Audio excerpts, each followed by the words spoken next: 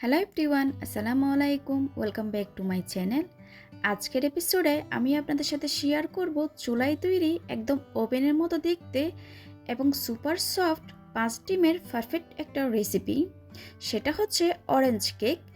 অনেকের বাসায় ওভেন নেই, তো ওভেন ছাড়াই যে চুলায় কতটা সুন্দর কেক তৈরি করা যায় আজকে আমি ডিটেলসে শেয়ার করব। আর এই সুন্দর ফ্লাওয়ারগুলা আমি আজকের ভিডিওতে তৈরি করে দেখাবো, তাই ভিডিওটা স্কিপ না করে সম্পূর্ণ দেখতে থাকুন। প্রথমে আমি 5টা ডিমের সাদা অংশ আর কুসুমটাকে আলাদা করে নিয়েছি। এবার বাটিটাকে এক পাশে রেখে দিয়ে শুকনো উপকরণগুলো চেলে নিব। তার জন্য এখানে আমি একটা চাকনি নিয়েছি। চাকনিতে দিয়ে দিচ্ছি 1 কাপ পরিমাণ ময়দা, আরও 1/4 কাপ পরিমাণ ময়দা দিচ্ছি। আর এটা আমি তীর ব্র্যান্ডের ময়দা নিয়েছি। আপনারা চেষ্টা করবেন তীর ব্র্যান্ডের ময়দা দিয়ে এই কেকটা তৈরি করার জন্য। আরও দিচ্ছি 3 টেবিল চামচ পরিমাণ কর্নফ্লাওয়ার। অবশ্যই কিন্তু স্পঞ্জ কেকে কর্নফ্লাওয়ারটা দেওয়ার চেষ্টা করবেন। কর্নফ্লাওয়ারটা আমরা দিয়ে থাকি ময়দাটাকে উইক করার জন্য। ময়দাটা অনেক বেশি স্ট্রং হয়ে থাকে তার জন্য। এবার দিয়ে নিচ্ছি বেকিং পাউডার। আমি বেকিং পাউডার 1.5 চা চামচ পরিমাণ দিয়ে দিলাম। 1/8 টিস্পুন পরিমাণ লবণ দিয়ে দিয়েছি। এবার শুকনো উপকরণগুলো খুব ভালো মতো করে চেলে নিব। শুকনো উপকরণগুলো চেলে নেওয়া হয়ে গেলে একটা স্প্যাচুলার সাহায্যে আমি খুব ভালো মতো করে মিশিয়ে নিচ্ছি। এটা কিন্তু খুবই ইম্পর্ট্যান্ট, শুকনো উপকরণটা খুব ভালো মতো করে মিশাতে হবে। শুকনো উপকরণগুলো মিশানো হয়ে গেলে এক পাশে ডেকে রেখে দিব। এবার ডিমের সাদা অংশটাকে একটা ইলেকট্রিক বিটারের সাহায্যে মিডিয়াম স্পিডে আমি 10 থেকে 15 সেকেন্ড পর্যন্ত বিট করে নিচ্ছি। অর্থাৎ ডিমটাকে আমি একটু ফ্লাফি করে নিচ্ছি। এবার বিটারটা অফ করে আমি চিনি দিয়ে দিচ্ছি 1 কাপ পরিমাণ। আমি চিনিটা একবারে দিব না, অল্প অল্প করে অ্যাড করব। আর এভাবে করে আমি বিট করতে থাকবো। অল্প পরিমাণ চিনি দিয়ে আমি ইলেকট্রিক বিটারের সাহায্যে আবারও বিট করে নিচ্ছি 2 থেকে 3 মিনিট। এখন আবারও আমি চিনি দিয়ে দিলাম। এভাবে করে আমি চিনিটা অ্যাড করছি। আপনারা চাইলে বিটারটা থামিয়ে থামিয়ে বিট করতে পারেন। আপনারা যারা নতুন এসেছেন আমার চ্যানেলে প্লিজ এখনই সাবস্ক্রাইব করে পাশে থাকা বেল বাটনটিতেও একটা ক্লিক করে দিবেন। ভিডিও ভালো লাগলে অবশ্যই একটা লাইক দিবেন। এবার বিটারটা অফ করে বাকি চিনিটুকু দিয়ে দিলাম।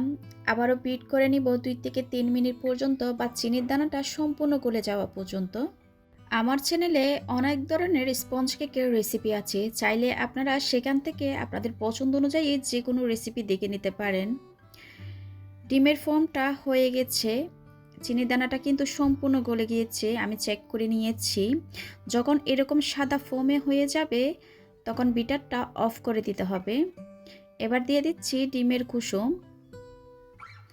আমি এটা অরেঞ্জ কেক তৈরি করব, তার জন্য এখানে 2 চা চামচ পরিমাণ অরেঞ্জ ইমালশন দিয়ে নিচ্ছি।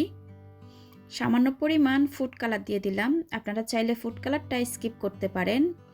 আমি এখানে 1/4 কাপ পরিমাণ রান্নার সয়াবিন তেল দিয়ে দিয়েছি। আবারও ইলেকট্রিক বিটারের সাহায্যে আমি মিডিয়াম স্পিডে বিট করে নিচ্ছি 10 থেকে 15 সেকেন্ড পর্যন্ত। এই পর্যায়ে কিন্তু ওভারবিট করা যাবে না, ওভারবিট করলে ডিমের ফোমটা বসে যাবে। বিট করা হয়ে গেছে, বিটারটা সরিয়ে নিচ্ছি। এবার আগে থেকে চেলে রাখা শুকনো উপকরণগুলো আমি আরেকবার চেলে দিয়ে দিব। শুকনো উপকরণটা দিয়ে দেওয়ার পর এখানে আমি 1/3 কাপ পরিমাণ দুধ নিয়েছি। এবার আমি একটা হ্যান্ড হুইক্সের সাহায্যে আলতো হাতে শুকনো উপকরণটা মিশিয়ে নিচ্ছি ব্যাটারের সাথে। এই পর্যায়ে কিন্তু তাড়াহুড়া করা যাবে না, খুব আলতো হাতে ফোল্ড করে করে শুকনো উপকরণটা মিশিয়ে নিতে হবে। দুধটা কতটুকু অ্যাড করবেন এটা কিন্তু ডিপেন্ড করে ডিমের সাইজ অনুযায়ী। অনেক সময় ডিমটা ছোট হয়ে থাকে, তার জন্য কিন্তু এই দুধটা অ্যাড করতে হয়। আবারও আমি শুকনো উপকরণ দিয়ে খুব ভালো মতো করে মিশিয়ে নিয়েছি। এবার বাকি শুকনো উপকরণ দিয়ে ভালো মতো করে আমি মিশিয়ে নিচ্ছি। একদিক থেকে ঘুরিয়ে ঘুরিয়ে এই শুকনো উপকরণটা কিন্তু মিশাতে হবে, উল্টাপাল্টা করে মিশালে এই ব্যাটারটা বসে যাবে। এবার সম্পূর্ণ ব্যাটারটা একটা 10 ইঞ্চি মোল্ডে আমি ঢেলে নিয়েছি। একটু ট্যাপ করে এবার চুলায় আমি বেক করে নিব। আগে থেকে একটা চুলায় আমি পাতিল বসিয়ে রেখেছি, 10 মিনিটের জন্য প্রিহিট করে নিয়েছি। চুলায় বসিয়ে দিয়ে এবার ঢাকনা দিয়ে দিব, বেক করে নিব 25 থেকে 30 মিনিটের জন্য। আমার কেকটা হতে 30 মিনিট মতো সময় লেগেছে। চুলার আঁচটা ছিল মিডিয়াম থেকে একটু বাড়িয়ে দিয়েছিলাম। আর এত সুন্দর কালার আনতে চাইলে অবশ্যই কিন্তু এরকম ঢাকনা দিয়ে বেক করে নিতে হবে। এবার কেকটা আমি স্লাইস করে নিয়েছি 2টা লেয়ারে। আমি 3টা ডিম দিয়ে আরেকটা কেক বেক করে নিয়েছিলাম। এবার এখানে আমি কিছুটা ক্রিম বিট করে নিয়েছি। কিভাবে কালারটা মিশাবেন আমি আজকে ভিডিওতে দেখিয়ে দিচ্ছি আপনাদেরকে। ক্রিমটা কিন্তু একদমই নরম হবে না। সামান্য পরিমাণ এক ইয়েলো কালার দিয়েছি আর গ্রিন কালার দিয়ে আমি বিট করে নিয়েছি। আপনারা চাইলে স্প্যাচুলার সাহায্যে মিশিয়ে নিতে পারেন। ক্রিমটা কিন্তু একদমই নরম হবে না। আর মেশানোর সময় কিন্তু খুব আস্তে আস্তে করে মিশাবেন, আর বিট করলেও লো স্পিডে দিয়ে বিট করবেন। আরও কিছুটা পরিমাণ আমি স্কাই ব্লু কালারটা দিয়ে দিলাম। এবার আরও কিছু কালার আমি করে নিব ক্রিম। এখানে আমি এক ইয়েলো কালারটা দিয়ে আমি এই কালারটা করে নিয়েছি। এবার ক্রিমটাকে আমি পাইপিং ব্যাগে ঢুকিয়ে আমি ফুল তৈরি করে নিচ্ছি। ফুলগুলা কীভাবে তৈরি করা হচ্ছে আপনারা একটু লক্ষ্য করুন। প্রথমে আমি একটা বেস তৈরি করে নিয়েছি, তারপর মাঝখান থেকে আমি ফুলগুলা তৈরি করে নিচ্ছি।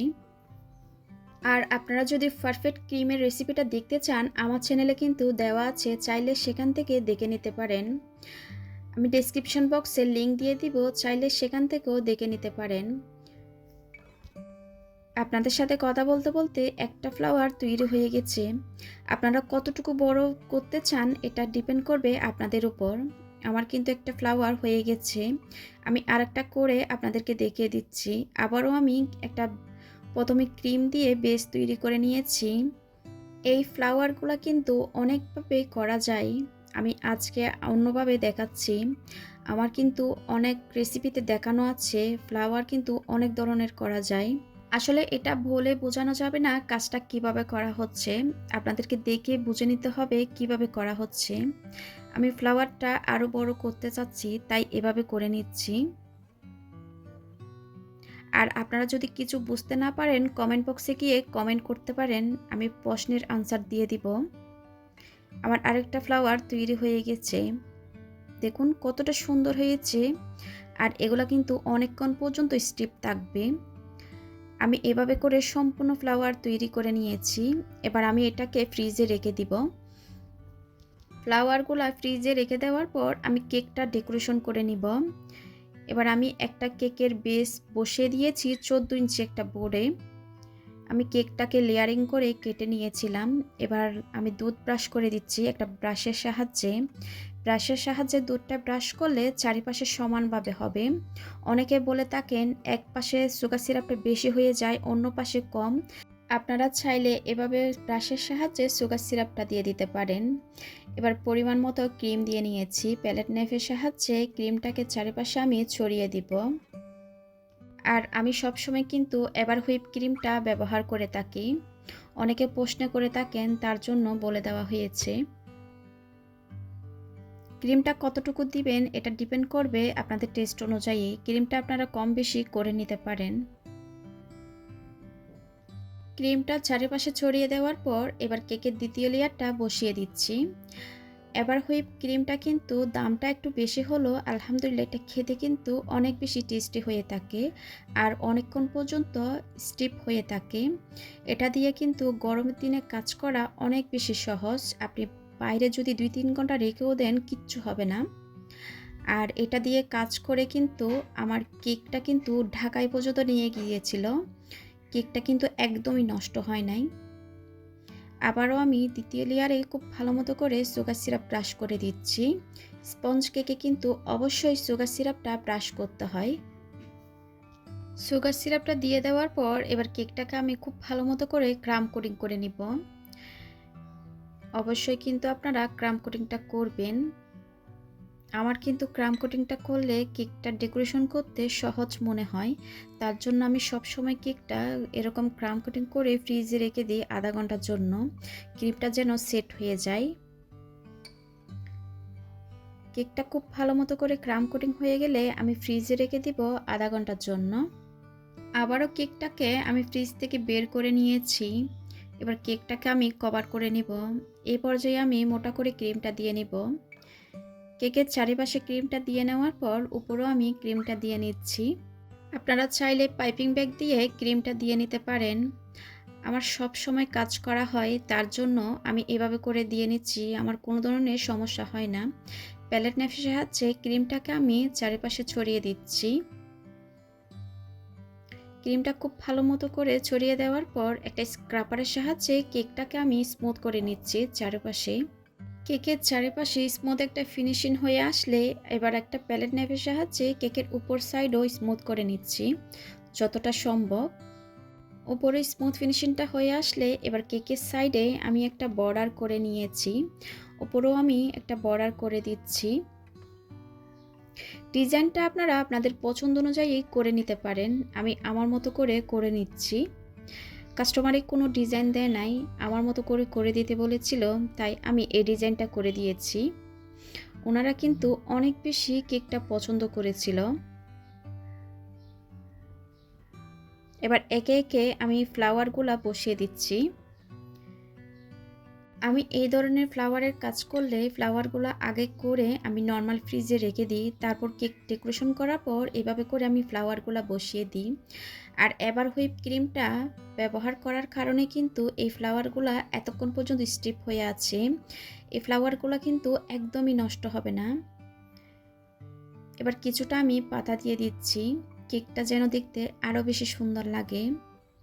এবার কিছু সুগার বল আর গোল্ডেন লিপ দিয়ে কেক ডেকোরেশনটা কমপ্লিট করে নিয়েছি। মাশাআল্লাহ, কেকটা কিন্তু সামনাসামনি দেখতে অসাধারণ লাগছে।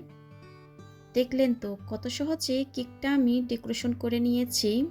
আশা করি আমার আজকের রেসিপিটা আপনাদের ভালো লেগেছে। ভালো লাগলে প্লিজ আমার চ্যানেলটা সাবস্ক্রাইব করার জন্য অনুরোধ রইল। আর সাথে থাকা বেল আইকনটি ক্লিক করবেন, এতে করে আমি কোনো রেসিপি আপলোড করলে আপনারা সাথে সাথে নোটিফিকেশন পেয়ে সবার আগে দেখতে পারেন। আজকের মতো বিদায় নিচ্ছি। সবাই খুব ভালো থাকবেন, সবাই সবার জন্য দোয়া করবেন। আল্লাহ হাফেজ।